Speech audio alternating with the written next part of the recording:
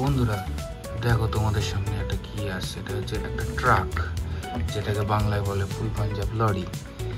আমরা এবার এটার চাকাগুলো খুলে ফেলবো, কারণ এগুলোর চাকা শেষ হয়ে গেছে, এগুলোর চাকা বদলাতে হবে। তো শুরু করা যাক।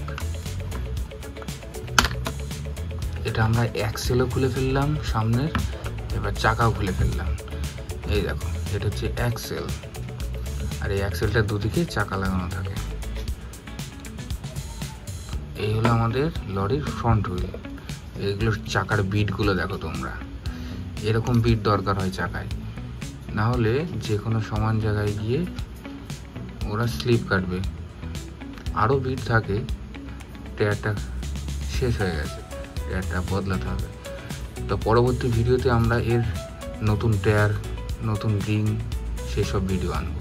তো এখন খোলা যাক, পেছনের চাকাটাও খুলবো আমরা।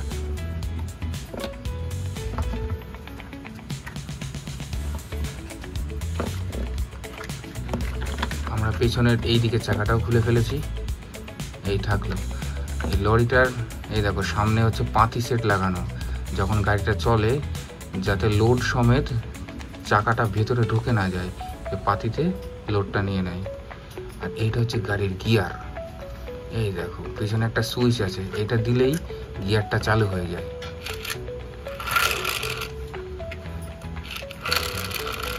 তো আমরা এই চাকাটাকেও এখন খুলে ফেলবো।